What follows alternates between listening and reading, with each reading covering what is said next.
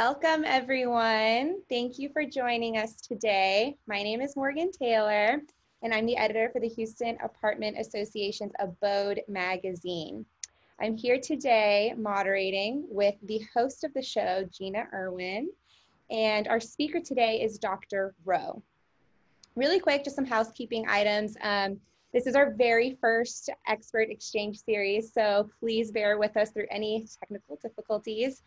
Today we'll be talking about the top COVID-19 questions as they relate to symptoms, transmission, what to do if a coworker gets sick.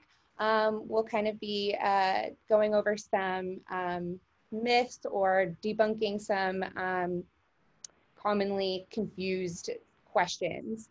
And we have some questions that we're going to go ahead and address right away, but if you do have any additional questions, please go ahead and ask those questions in the chat box. If you're joining us on Facebook Live today, go ahead and ask those questions on Facebook Live. And once we get through all the questions that we've curated, we're going to get to your questions. This is a micro webinar, so if your question does not get answered today, please feel free to email that's COMM at haonline.org, and we'll try to get you an answer. I'm going to let my host introduce herself as well as our expert today.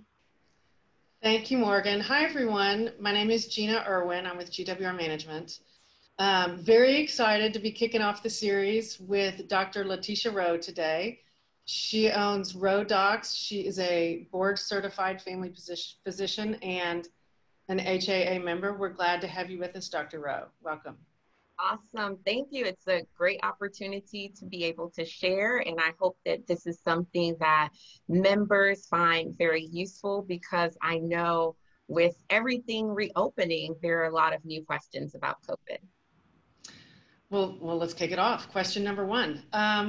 From the beginning, there's been tons of conflicting information about COVID. You know, wear the mask, don't wear the mask. It lives on everything, doesn't. How long? There just seems to be a lot of confusion. Can you talk to us about question number one? Maybe clarify some of that confusion now. Awesome. So I think you brought up a very good question, which is wearing the mask, right? That is something where I feel like everyone is talking about, well, I went here and people didn't have masks on. So with people going back to work, you're going to the store, you may be going to the gym. Should you wear a mask or not wear a mask? So my general recommendation is we are in Texas, and in Texas, the numbers of COVID cases are increasing. In fact, the number of hospitalizations, which is a much better marker of the severity of the problem, is also increasing. So just because you see your friends in Miami or Chicago or another city doing one thing, you should not necessarily adopt the same behavior. So my recommendation to you to still wear a mask in public is based on the fact that in Texas, our numbers have not decreased at this point. So it is still in your best interest to wear a mask. The other thing to consider when it comes to wearing a mask is the mask is most effective if the person who has COVID is wearing it. So you may not be wearing a mask in another situation, but let's say someone is asymptomatic, no symptoms, and has COVID. If they're wearing it, even if you're not wearing it, that provides you some protection. If you're both wearing it, even better.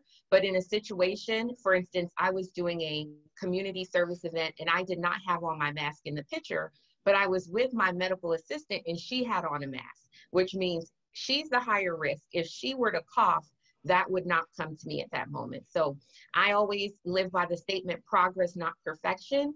I don't wear my mask when I run. I would pass out. So think about where you're going to wear it, when you're going to wear it, but for the most part, we still should be wearing masks. Okay, that's awesome. Can you talk a little bit about the conversations that have taken place about COVID living on surfaces? Does it? If so, for how long? Can you talk a little bit about that? So I think the thing that I've said in every talk, and I've done lots of interviews, is that we're still learning COVID.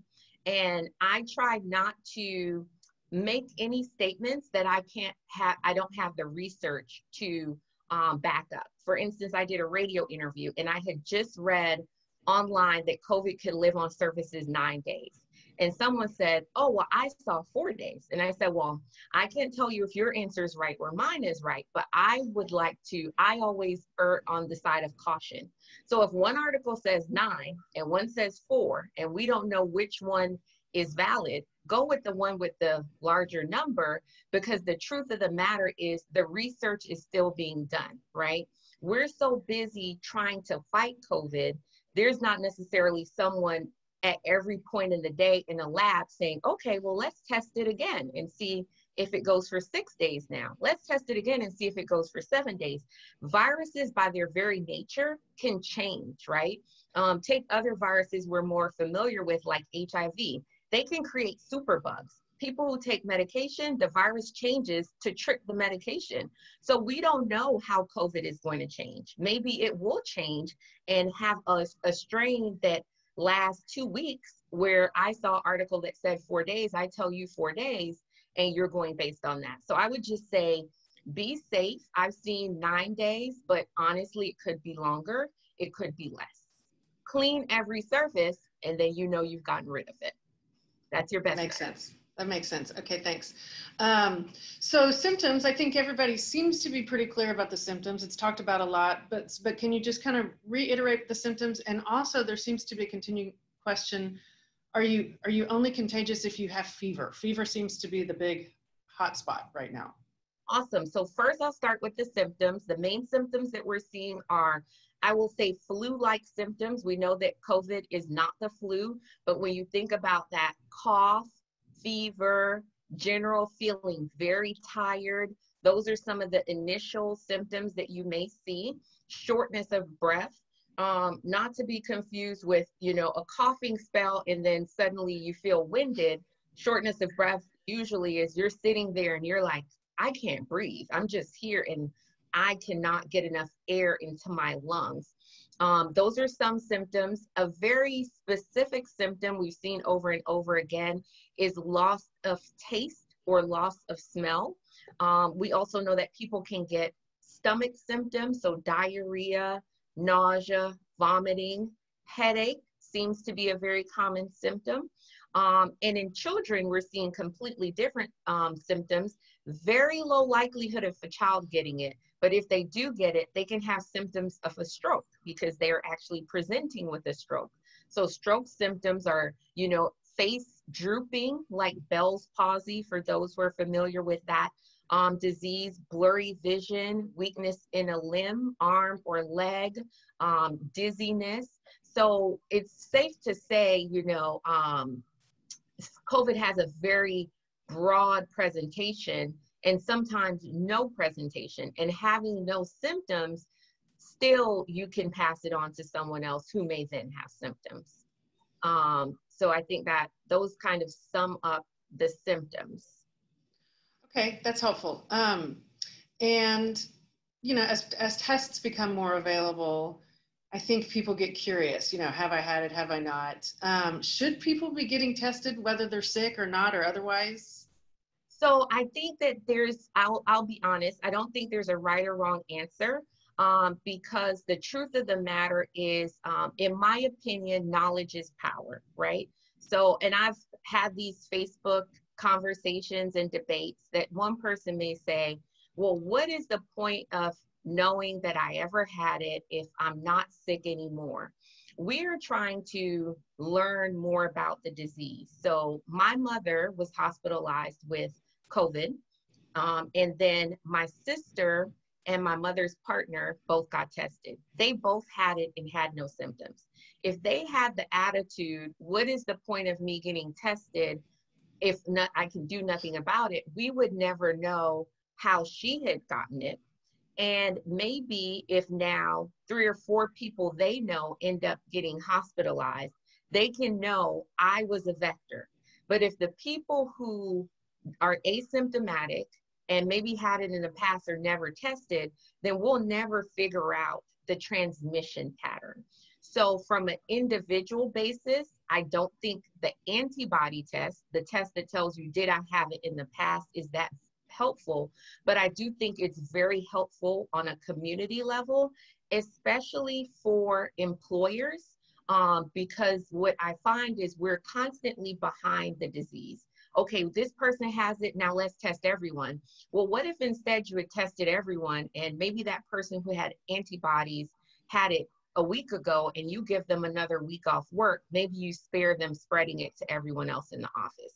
So that's my thought process. I'm more liberal in that I think in testing everyone, there's nothing wrong with getting tested. If you come to me as a doctor and you say, I just want to know, I'm not arguing with you or debating why you want to know. I think workers who are in contact with a lot of people frequently should not only be tested, they should be tested more than once. And the example I gave is TSA workers. They're going to literally have hundreds, if not thousands of people in contact with them in a week. If one TSA worker has it and they're spreading it to everyone that is touching the same basket they're passing, and those people are going all over, that's a problem versus little old me doing telemedicine at home with nobody but my son and my dog, you know, big difference. The nasal swab test, you should only do if you're sick, in my opinion, because that is what tells you I have COVID right now, unless you're high risk of transmitting it to others. For instance, the situation I just said, a school teacher, if school is reopening, I think you should test all the teachers, because if one teacher has it on the day of school, then now their whole classroom has it. So no right or wrong answer. Those are just my personal opinions on testing strategies. I do jump in real quick. Someone asked in the chat, and I think this was something that I was kind of thinking as you were talking. She asked, will you test positive if you've just been exposed, or does it take a while to show up in a test? And my question is, so can you clarify, should you get the antibody test or should you get the COVID test? Because of all those factors. If you were exposed, let's say, and this happened to a friend of mine, she works in a pharmacy and a coworker had COVID and they found out, HR emailed everyone. In that case, I would recommend the nasal swab test, and I would not recommend it the day you get exposed, because most likely your test is going to be positive once. The way viruses work, they get in your system, they replicate, now they have to go from blood into those secretions. That may take 24 hours. That may take 48 hours. Everyone is going to be a little bit different. But if I saw you at a picnic on Saturday, don't go get tested Sunday, because it's probably not going to be tested. I would say 48 to 72 hours, but definitely if you start showing symptoms, for sure then. If you're testing because you've been exposed recently, nasal swab. If you think you were exposed when you went to visit your mom 2 weeks ago, antibody. Okay, perfect. Thank you. Very helpful. And speaking of tests, while we're on the subject, before we go to the next question, there's been some conversation also about a saliva test. So we've got the nasal swab, the saliva test, and the antibodies. Can you talk a little bit about that one as well? So the saliva test, I think what they're referring to is it's the same test as the nasal, but now they're saying you don't have to go all the way up the nose, because they're realizing for a lot of people that's very uncomfortable and deterring people from taking the test. So if what they're referring to, I believe, is the oral pharyngeal, now they're saying you can take it from the mouth area. But in terms of the lab, how they're going to process, PCR is basically where you get the virus to multiply over and over to the point where it shows up positive. It would be that type of test, not the antibody. If it's antibody, it's blood. Got it. Whether finger stick or they take it from your veins. Okay. So the antibody test is the blood test. Correct. Okay. Antibody test, blood test. And the tests that we just discussed, are those the only tests that are available, or are there more? Those are the only tests I know about. Rapid tests, I see, I'm looking at the chat also. Is the quick test 15 minutes as good as the rest? No. I communicate with several labs around the country, and what I've been told by the laboratories is that the quick test has very low, and from colleagues, other doctors, sensitivity, which means the likelihood of it picking up a positive result. So that's worrisome. If it's only, the numbers I've gotten are 60 to 70%, that means 30% of the time that someone's positive, the test will tell them that they're negative. And that's just not a very good measure. We work with LabCorp, and LabCorp is doing the, you have to pull the blood from the veins, and that takes like a day versus the finger stick takes like 15 minutes. So that's probably a good segue into the next question we had. False positive and false negatives. Is it common to have both? So you can have both. Is it common? No. So if it's if the test is a FDA approved test, the way you get the FDA approval is they're saying, we've looked at this test and we know that most of the time this test is right? So high specificity, high sensitivity, and that means low false negatives, and mostly, you're going to have positives. So if it got that approval and the lab is running the test correctly, you'll hear them say like CLIA approved labs. The way a lab gets that approval is they actually have to run tests, double check the test, and submit those results and show, look, we did a test and we proved the test was positive, so our lab is solid. And you have to think about things like transportation of the specimen, because we know with COVID, it has to be transported in the proper temperature, in a cool temperature. So if there's a breakdown in any of those pieces, if you're going to a clinic that's using tests that are not FDA approved, you could have high false negatives, right? Or a false positive. If you're going to a lab that is not CLIA certified, you could have the same thing, get false negatives or false positives. Or if someone mishandled your specific specimen, it could cause the same result. So there's so many different factors versus me just saying, okay, there's 85%, chance that if you're positive, you're actually positive, without putting in, well, we have to consider these factors too. Makes sense. So let's shift a little bit and move over to the workplace. So let's assume I have an employee and the employee tests positive. How long should they stay out before they can come back to work? And should they test again before they come back? So my recommendation has been, if they had a nasal swab, right? Because nasal swab is what tells you you have it now, not just an antibody test, and it was positive. I would feel most comfortable releasing that person back to work with them being retested. The reason being, I'm a part of the women's chamber here. We have a healthcare committee. People have reported up to 3 weeks after the initial positive, another positive result. Now, less likely they've been reinfected than they still just have that infection. And we don't know why some people clear it in a week, some people clear it in 2 weeks, or some people clear it in 3 weeks. But for the safety of the rest of the employees, what does it hurt for that person to just get the test once more? So I do not subscribe to the, 3 days after a fever goes away, because I've seen that, I've heard that, but just based on what I've seen and heard from colleagues treating patients in the hospital, outpatient, people are carrying this disease a lot longer. Now, one thing I've seen and heard is that sometimes those people who are testing positive later in the lab, they're showing that it's not a high enough viral load for them to pass it on. So just to be clear, it is possible to still test positive and not be shedding or passing it on, according to some studies. But again, any study is only as good as, the size of the study. Who's funding the study? So you may read something, oh, this study shows, you have to look at a lot of other factors. Well, did this study have 10, but the other study had 1,000?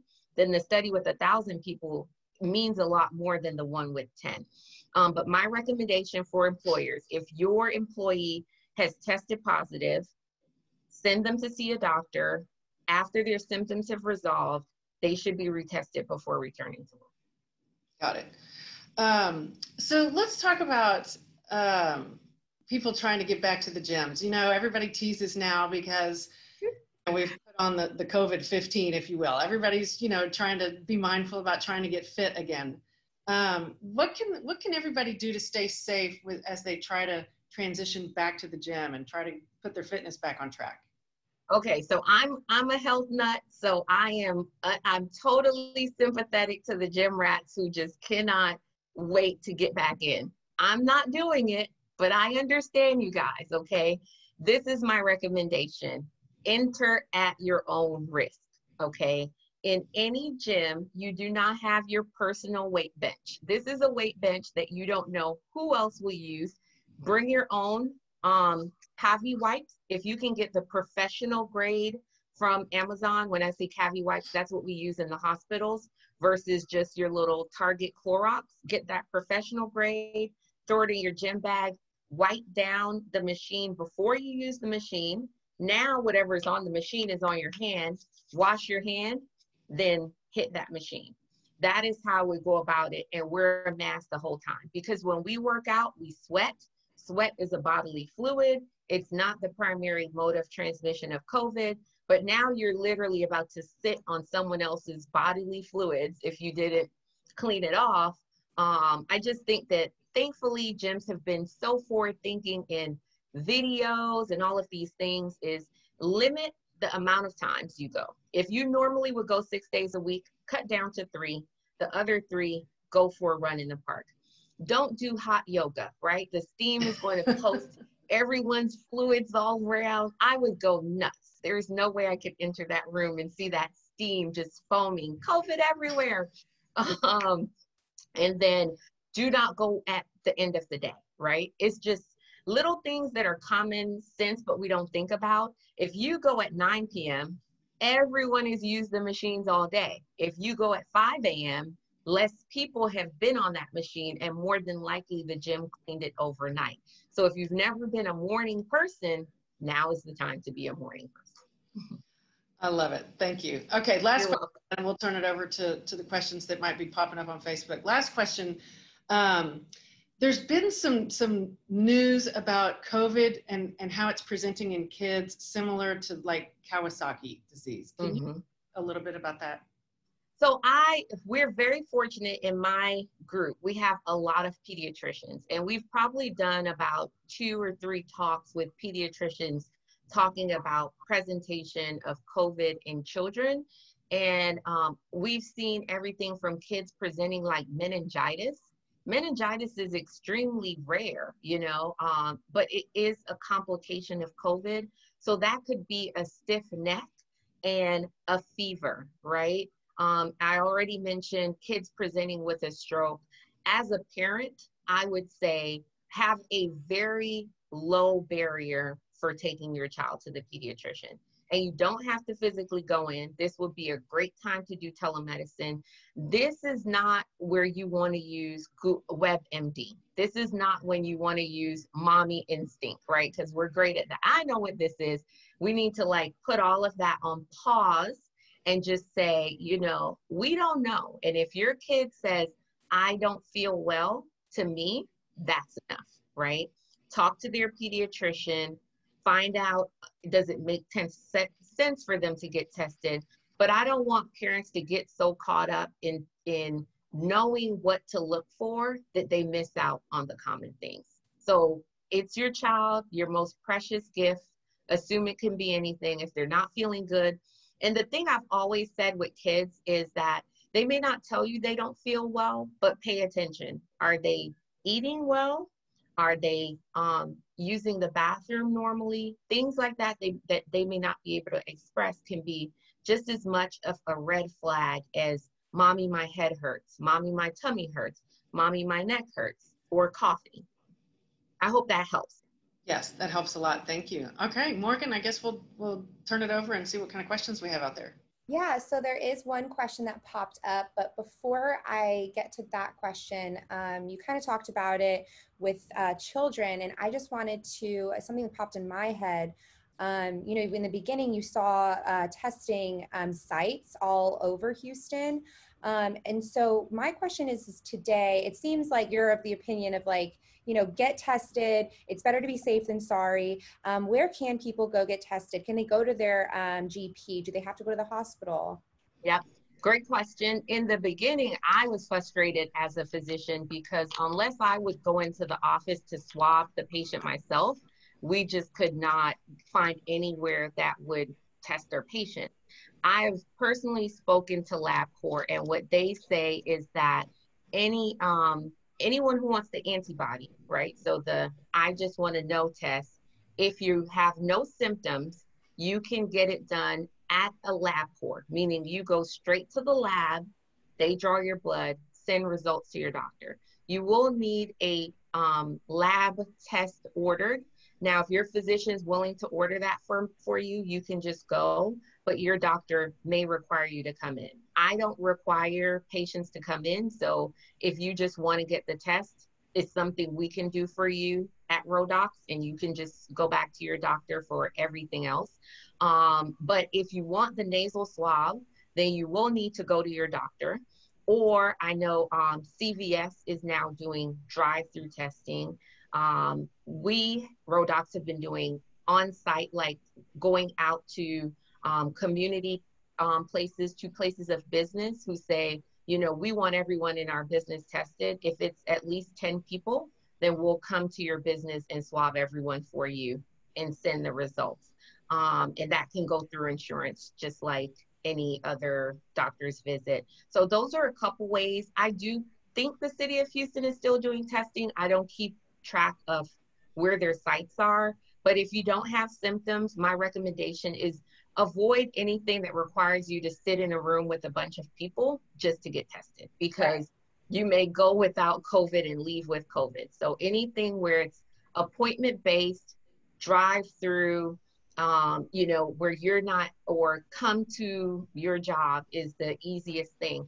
And being Houston Apartment Association, you know, it's a great opportunity even for residential communities. If you have a resident who you know is COVID and you want to have the opportunity for other residents to get tested, that's something that we can offer as well. Awesome. Thank you for that. So to jump to this question asked by Loretta, and this is something I've heard as well.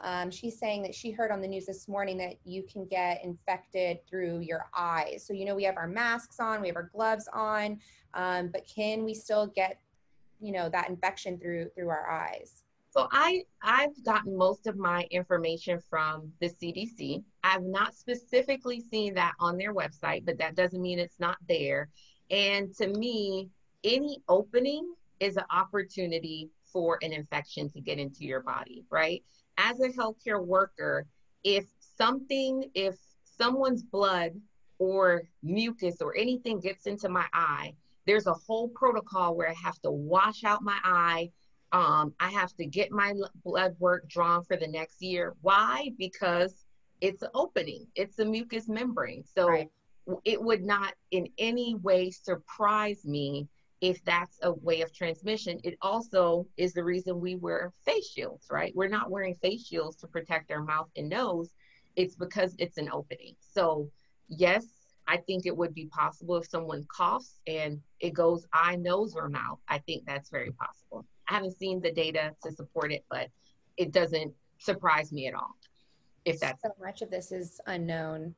Exactly. So we did talk about this, but I do want to ask it again and bring it up just one more time. No problem. Because it is a question that we are getting asked.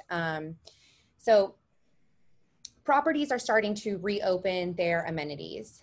And in light of that, people are, you know, also being tested positive. Residents are coming back saying, you know, I just tested positive for COVID, and, you know, they just opened up their pools or gyms last week. And so what should apartment communities do if their amenities are open and a resident tests positive? Should they close down their amenities, and for how many days? So this would be my recommendation. I think that we're at a point where we are going to reopen, right? There's no protective bubble that we can put the world in.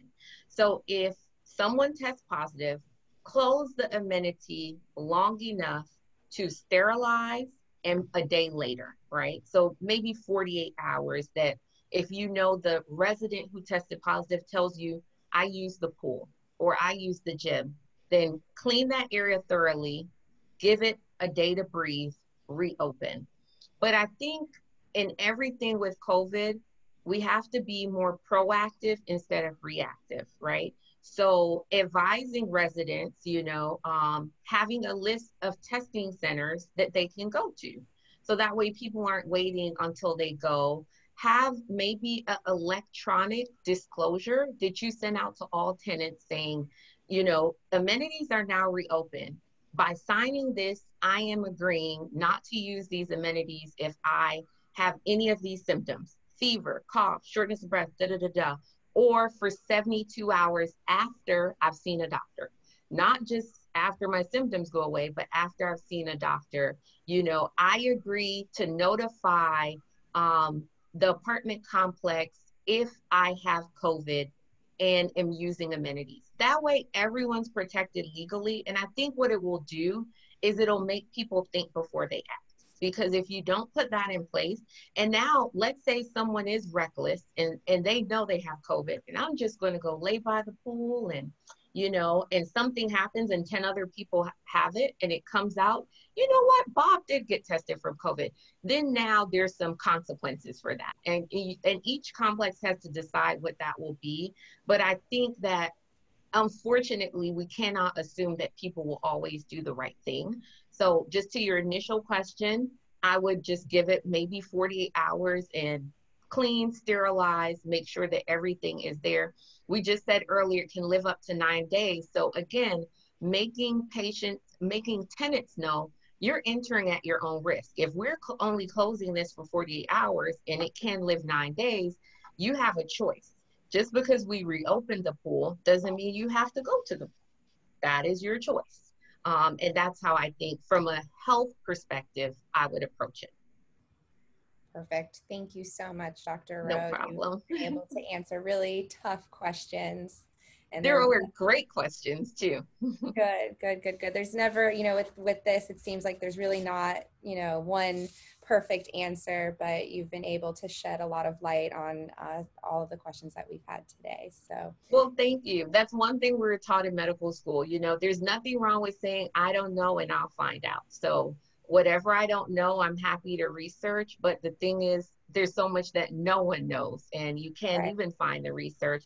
But I would like to thank you all for being proactive, making this information available, because when you don't have it from a trusted resource, then everyone's just turning to the internet. And unfortunately, what we find is in the age of the internet, wrong information spreads more quickly than the right information. So I just applaud you all for being a resource and making sure that our suppliers are taken care of, our tenants are taken care of, and know where to go when they need it.